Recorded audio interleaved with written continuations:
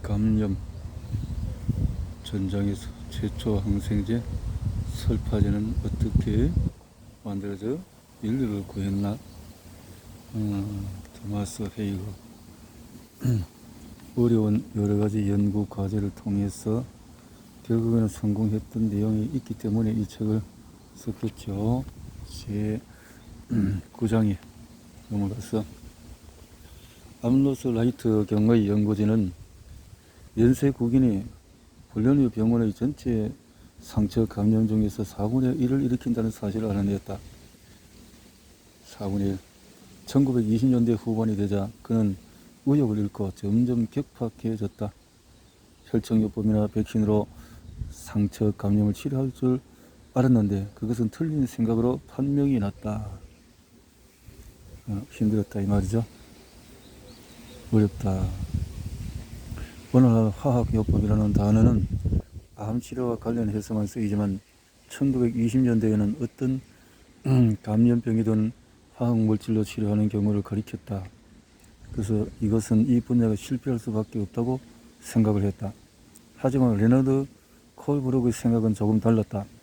런던 세인트 메리 접종부에서 이곳 과학자들은 스스로를 상원이라고 불렀다.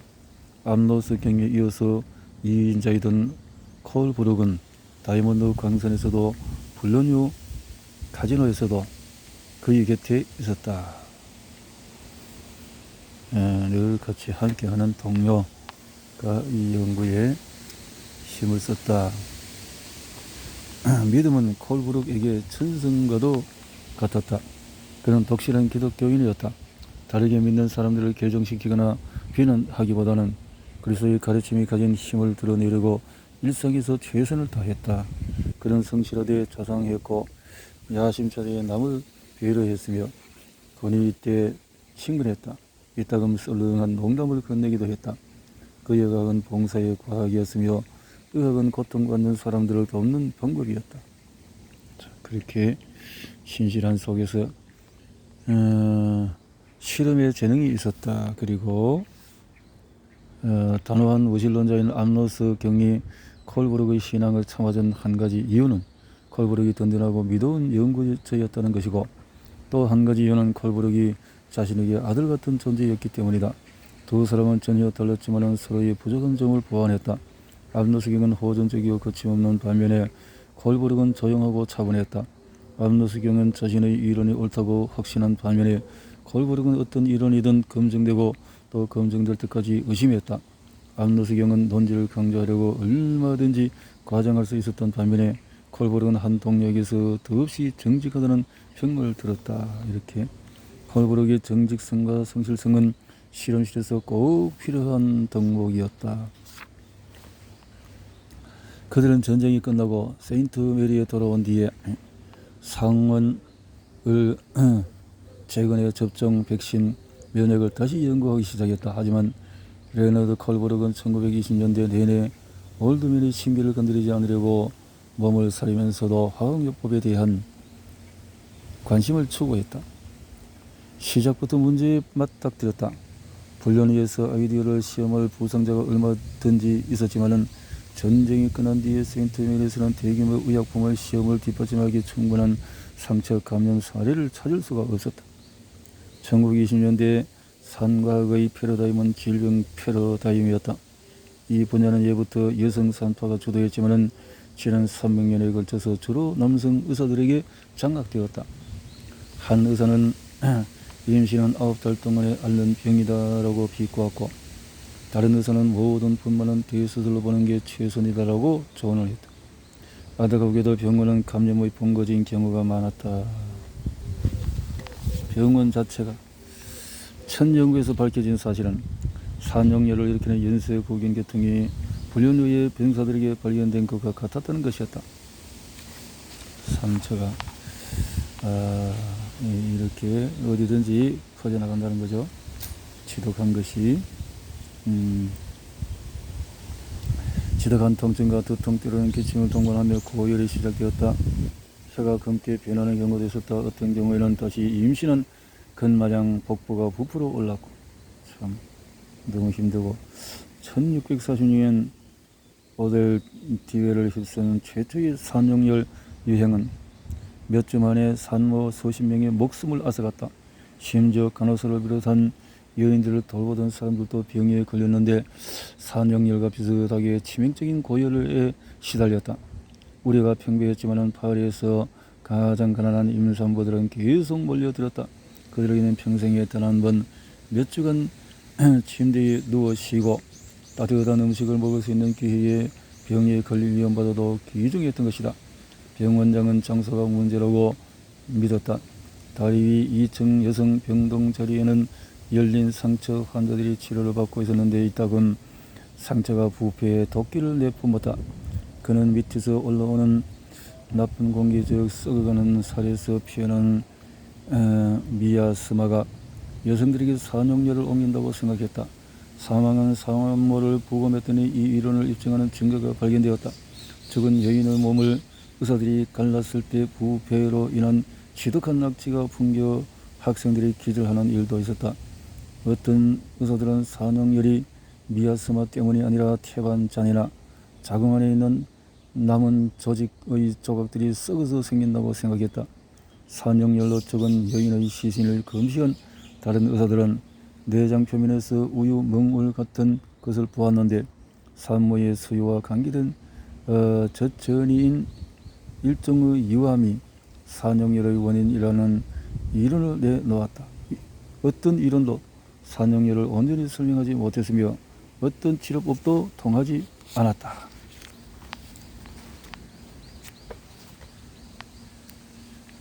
파리 너머로도 진출하기 시작했다. 자, 이렇게 해서 산용열이 계속해서 퍼져나갔다. 1750년에 리옹의 산후조리 병원을 덮치더니 1760년에 런던에 1764년에 더블린에 상륙했다. 산용열은 금세 전 세계 유행병이 되어서 동쪽으로 빈 서쪽으로 미국까지 퍼졌다. 절정기인 1772년에는 산모 5명 중에서 1명이 산용열로 목숨을 잃었다. 1773년에 스코틀랜드의 에든버러 왕립병원에서 유행했을 때는 거의 모든 산모가 산용열에 걸렸으며 일단 걸리면 모두 죽었다. 하지만 에든버러에서 산과 병동을 책임진 영 박사는 산용열과 맞서 싸웠다. 그는 산용열을 역병으로 취급해야 한다고 판단했다. 산모 6명이 잇따라 죽는 광경을 본 뒤에 그는 산과 병동을 소독 및 폐쇄하고 매트리스 베개 담요를 침대에서 뜯어내어 불태우고 병동을 연기로 채워서 부패한 공기를 없애고 낮에 창문을 열어서 병실을 환기하고 환자가 닿았던 모든 곳에 화약을 뿌렸다. 그의 조치는 낡은 미아스마 이론을 바탕삼아 나쁜 공기를 몰아내는 것이었다. 병동이 청결해졌다고 생각하는 그는 병실의 모든 표면을 닦고 병실과 복도에 벽에 페인트를 새로 칠하도록 했다. 침구도 새로 주문했다. 그런 뒤에 환자들을 다시 데려왔는데 산용열이 자취를 감췄다. 그의 업적은 한동안 외면받았으나 19세기 중엽이 되자 영의 접근법에 널리 채택이 되었다. 감염된 병동을 폐쇄하고 청소해서 산용열을 당분간 몰아냈다. 하지만 산용열은 어김없이 돌아왔다. 상황이 걷잡을 수 없이 아카데미는 병원 이사회는 병동을 아예 철거하거나 불태우고 새로 지으라고 권고를 했다. 여전히 답은 없었다. 오로지 질문뿐. 왜 새로 분만한 산모들이 걸렸을까? 왜 어떤 병원은 전멸연대 같은 겨울 같은 도시의 다른 병원들은 무사했을까? 한 병원에서도 어떤 병동에서는 산용열이 기승을 부린 반면에 다른 병동에서는 가볍게 지나가기도 했다. 한 병동 안에서도 누구는 걸리고 누구는 걸리지 않았다. 걸린 사람들 중에서도 몇몇은 회복하고 몇몇은 죽었다. 무엇보다 당혹스러운 사실은 산용열 유행이 가장 진부한 우리의 심장 부인 병원을 덮친 반면에 아무리 지저분하라도 가정에서 산파가 아기를 받을 때는 산용열이 거의 생기지 않았다는 것이다. 심장부인 병원에서 덮친, 여기서 이제 힌트를 찾았다는 거죠. 호텔 D에서 산용열이 처음 발생한 지 2세기가 지났지만 의사들은 원인이나 치료에 조금 더 가까이 다가서지 못했다. 하지만 이 이론은 무성했다. 혹자는 산용열이 자기 발생 질병이며 여성이 위장이 소홀해서 생긴다고 믿었다. 어떤 사람들은 저절로 혈액에 전염이 나타난다는 크라시스 이론을 받아들였다. 또 어떤 사람들은 잘못된 습식 뭐 등등등등 이렇게 했다는 거죠. 알고 보니까 의사의 과실인데 말이요. 19세기에 한 논평가는 산영열이 의사의 경계대상 제1호라고 지적했는데, 이는 뒤늦게 기쁨을 얻은 사람들의 불안과 고뇌, 인생에서 가장 달콤한 희망과 좌절, 마지막으로 가장 소중한 인연의 파열, 최근에야 행복의 보금자리가 된 가정의 침울한 파탄을 거듭 경험한 뒤에 의사들이 느끼는 정신적인 고통에 빗댄 표현이었다. 1840년에 필라델피아의 러터 박사는 한 해에만 45명의 산용열 환자를 돌보다 스트레스를 못 이겨서 도시를 떠났으며, 환자를 조금이라도 보호할 수 있지 않을까 하는 희망에 자신의 옷을 태우고 머리에 수염을 밀고 손톱을 바짝 깎고 몸을 박박 닦았다. 안타깝게도 그가 의료에 복귀하고 처음 맞은 인부도 산용열로 목숨을 잃었다. 러터 박사와 같은 사례는 산용열의 원인에 대해서 새로운 이해를 낳았다. 그 중 하나는 올리버 웬 등등 이론이었다.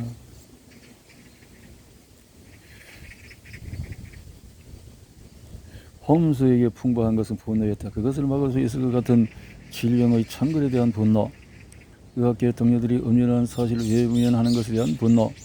1843년에 그는 산용열의 전염성이라는 신랄한 에세이를 발표해 이 질병이 나름의 법칙이 있어서 지리적인 연결과 사람 사이의 접촉을 통해서 무리지어 나타난다는 사실을 조목조목 지적했다. 가장 주목할 만한 발상은 산용열의 의사와 간호사를 매기로 이 환자에게서 저 환자로 전염될 수 있다는 것이었다. 그는 열정과 설득력을 발휘했으며 자신의 주장을 숫자뿐 아니라 훌륭한 스토리로 뒷받침했다. 이를테면 산용열로 죽은 산모의 부검을 보조한 한 의사는 그녀의 골반 내장을 호주머니에 넣은 채 그날 저녁에 이튿날에 분만에 시술을 했는데 두 여인 다 목숨을 잃었으며,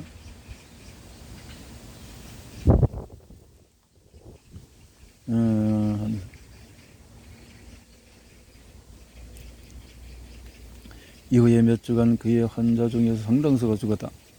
홈스의 에세이는 사실 통계적으로 의미 있는 데이터보다도 일화가 더 많았으나 그 전체적인 효과는 대단했다. 한 의사가 시술한 산모들이 죽어나간 반면에 같은 도시의 다른 의사가 시술한 산모들은 멀쩡한 사례가 한둘이 아니었다. 그는 이렇게 썼다. 이 사실로 보건대 남성이나 여성 한 명이 혼자만 도시 보도와 골목을 지나는 족족 이 희귀한 질병이 10건, 20건, 70건 발생하는데, 같은 길을 가는 같은 목적으로 걷는 수많은 사람들은 이 병의 이름도 들어보지 못했다는 건 기막힌 우연일 것이다. 그런 다음 홈스는 더 깨끗하게 씻을 것, 특히 부검 뒤에 산용열 환자를 한 명이라도 접촉했다면 몇 주 동안에 새 환자를 받지 말 것, 어떤 의사가 짧은 기간 안에 산용열 2건과 연관되었다면 한 달 동안 산과 진료를 완전히 금지할 것 등 산용열 발병률을 낮출 상식적인 조치를 제안했다. 그리고 나서 자신의 결론에 약간의 매운맛을 첨가했다. 의사 한 명의 영역에서 생기는 개인적인 전염병을 불운이 아니라 범죄로 간주해야 할 때가 왔다. 산과학에 정통한 의사들은 산과 의사라기보다는 시인이라고 해야 할 젊은 홈스에게 예상대로의 반응을 보였다. 저명한 산과 의사이자 교수인 찰스 메이거스는 산용열이 신의 신비로운 섭리에 따라 퍼진다고 믿는 인물이었는데, 자신의 동료들에게 책임이 있을지도 모른다는 주장에 격분했다. 의사는 신사이며 신사의 손은 청결하다. 홈스는 파문을 일으켰지만 의료계가 관행을 바꾸게 하려면 스토리만으로는 부족했다. 빈의 대형 산후조리병원 알게마인에서 크랭겐하우스는 1800년대 정엽 세계 최대의 산과 시설 중의 하나였으며, 거대한 복합 건물은 청결과 의료 수준의 시금석이었다. 그곳에서 한 하급 직원이 산용열에 관심을 가졌다. 그는 이그나츠 제델바이스라는 헝가리 태생의 산과 의사로 대머리에 다혈질이었다.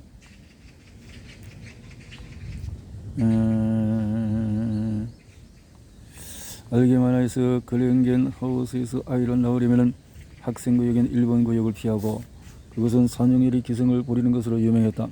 훨씬 안전한 산과 구역을 택하는 것이 상책이라는 말이 돌았다. 제멜바이스는 이유를 찾고자 심의를 기울였다. 알게마이스 크랭겐하우스에서는 우려 기록을 꼼꼼히 남겼는데 제멜바이스는 이 기록들을 들여보았다. 그랬더니 소문은 사실이었다. 1841년도 56년까지 일본의 구역의 산모 사망률은 일본 구역의 3배였다. 가장 큰 사망 원인은 산용열이었다. 산용열의 전파에 대해서 일반적으로 제시되는 요인, 환자 과밀, 대기 부패, 미혼모 스트레스로 이 차이를 설명할 수 없음을 제멜바이스는 발견했다. 이러한 요인은 대체로 학생구역보다도 산파 구역이 더 열악했기 때문이다. 그는 빈의 산용열 희생자들을 부검하면서 살인자를 찾기 시작했다. 결정적인 증거를 찾은 것은 동료 야코브 크레치카가 산용열 희생자를 부검하다가 손을 베었을 때였다. 크레치카가 며칠 동안 고열두통 고통에 시달리다가 죽었는데 이는 그가 부검한 산용열 희생자의 증상과 비슷했다. 제멜바이스는 관찰 결과를 종합했다. 빈 산후조리 병원 학생들은 산용열로 죽은 여인들의 부검에 참여한 뒤에 분만 병동에 가서 질검사와 분만을 보조하는 것이 상례였다. 산용열은 학생들이 다니는 병동에서 기승을 부렸다. 죽은 여인에게서 학생과 의사에게로, 그들에게서 분만실의 여인에게로 무언가가 감염을 전파하는 것 같았다.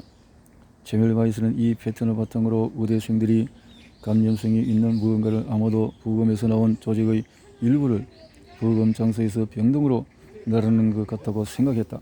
공교롭게도 며칠 뒤에 리스터와 파스테르가 세균이 질병의 원인임을 밝혀냈다. 학생과 진료진은 의료진은 손을 씻는 등 많은 등 했으며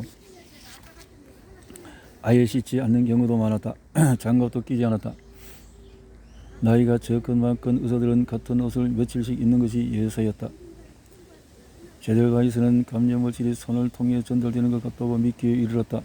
그는 이 아이디어를 검증하기 위해서 모든 학생에게 부검을 한 뒤와 환자를 만지기 전에 염화석회로 손을 철저히 씻으라고 지시하고 결과를 추적했다. 그의 예상대로 학생들에게 치료받은 여인들의 사망률이 뚝 떨어졌다.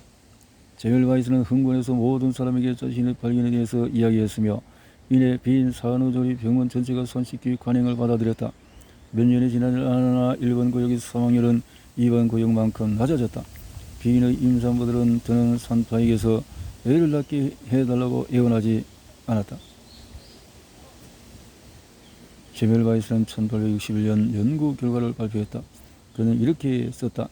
산용열은 살아있는 생물체에서 떨어져 나온 부패 입자가 진체라는 손가락의 작용을 통해서 임산부에게 전달되어서 생긴다. 따라서 내가 때 이르게 무덤으로 보낸 여인의 손은 하나님만이 아시리라 고백할 수밖에 없다. 그는 죄책감에 짓눌린 제 자신의 감정을 동료들에게 알려야 했다는 의무감을 느꼈다.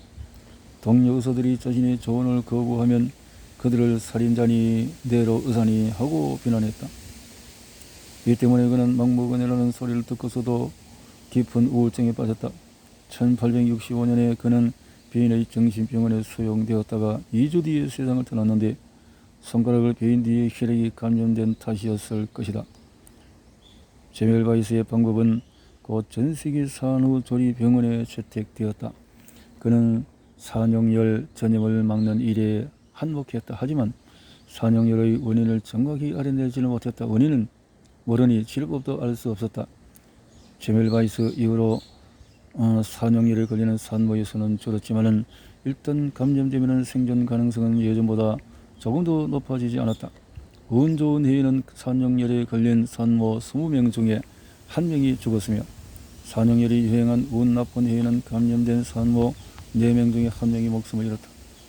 레너드 컬브르 이 산용열에 관심을 돌린 1920년대에는 해마다 산모 수만 명이 산용열에 희생되고 있었다. 그는 화학물질로 치료하는 것이 유일한 해결책이라는 확신이 점점 커졌다. 그는 1928년에 독일의 한 실험실에서 여름을 보내면서 화학적인 기법과 독일어를 갈고 닦았다. 1929년에 콜브룩은 화학물질을 이용해서 세균에 맞서는 분야에서 영국 제1의 전문가라는 명성을 얻었다. 1920년대 후반부터 이후에 10년간은 산영열과의 싸움에 전념했다. 이 시기에 콜브룩이 모리스 옥스퍼드 오픈카를 타고 비옷을 단단히 여민 채 아픈 여인들을 돌보고 위로하며 치료법을 찾아서 이 병원에서 제 병원으로 클래프홈에서 햄스테드로 오가는 광경을 종종 볼 수 있었다. 비소재가 치료법이 아니면 이내 분명해졌다. 이 유독한 화학물질을 치료제로 쓰려던 콜브룩의 시도는 유망하지 않은 수준이 아니었다. 한 동료 말마따나 참패였다. 100여 명에게 투영했지만 단 한 명도 낫지 않았다. 비소재는 약효가 없었을 뿐 아니라 산영열 환자에게 독성이 있어서 여인들을 쇠하게 하고 구토를 일으켰다. 산영열은 백약이 무효인 것 같았다. 상황이 어찌나 일하겠던지 1930년에 이 분야에 저명한 의사 한 명은 이따금 산영열 환자를 알코올 정맥 주사로 치료한다고 동료들에게 털어놓았다. 그 동료는 이렇게 썼다. 그리고야 환자들이 조정병이가 될 뿐이라고 항의했더니 그는 수긍하면서도 미소를 띠며 환자들이 기분이 좋아져 감염을 스스로 이겨낼 능력이 커졌다고 덧붙였다. 비소재가 실패한 뒤에 낙심한 콜브룩은 몇 년간 다시 자신의 화학요법 실험뿐만 아니라 모든 형태의 치료를 포기하고 수혈 및 혈청요법을 중단했으며 산모에게 가장 좋은 것은 최선을 다해서 돌보되 그 밖의 문제는 그냥 내버려두는 것이라고 결론을 내렸다. 그렇게 하면 적어도 피해를 끼치지는 않을 테니까. 그때 새로운 기회가 찾아왔다. 1931년에 그는 골드호크로 에세로 들어선 산부인과 병원인 퀸샬럿의 외국 책임자가 되었다. 퀸샬럿 병원에서 산영열 환자만을 격리하고 돌보고 연구하며 부속 실험실을 갖춘 병원 내 병원이었다. 콜브룩은 이것을 운영해 달라는 요청을 받았다. 48의 나이에 마치 내 암보르경의 실험실을 벗어나 스스로를 입증할 기회를 얻은 것이다. 그는 기회를 한껏 활용했다. 퀸샬럿 병원은 빅토리아 시대의 어둠컴컴한 세인트 메리에 비하면 현대적이고 시설이 완비되고 의리의리했다. 격리병동이라고 불린 산영열 병동은 30여 개 병상 풍부한 자연광 정원을 내려다보니 발코니를 갖췄다. 연구 실험실은 콜브룩의 꼼꼼한 지시에 따라서 설비를 들여놓았으며 최신식이다 효율적이었다. 자, 이제 연쇄국인의 산영열의 원인이라는 사실이 밝혀졌기에 콜브룩은 자신의 병동에서 연쇄국인이 퍼지지 않도록 최선을 다했다. 그는 처음부터 격리병동이 현대 위생의 방법이라고 주장했다. 비누와 물에 만족하지 못해서 가장 좋은 손 씻기 방법을 찾으려고 모든 살균제를 조사했는데 일단 살아있는 연쇄국인을 손에 문지른 뒤에 피부에 긁히거나 잘린 상처가 없는지 항상 미리 점검했다. 그들의 화학 세정제로 무엇이 되었던 손을 빡빡 문지르고 나서 세균이 몇 마리나 살아남았는지 검사했다. 그의 연구에 따르면 최고의 항연쇄국인 세정제는 생소한 살균제인 데톨이었으며 그의 적극적인 홍보 덕에 퀸샬럿뿐만 아니라 다른 병원에도 데톨이 널리 보고되었다. 콜브룩은 격리병동의 모든 간호사와 의사들에게 환자를 볼 때면 늘 마스크와 장갑을 착용하라고 지시했으며 모든 도구를 철저히 소독하도록 했다. 심지어 손을 쓰지 않고 문을 열 수 있도록 병동의 문 손잡이를 설계하기도 했다. 연쇄국인이 문밖 어디서나 얼마나 오랫동안 살 수 있는지 확실히 아는 사람은 아무도 없었다. 콜브룩은 정확한 사실이 밝혀질 때까지 연쇄국인이 어디에나 심지어 문 손잡이에도 살고 있다고 가정했다.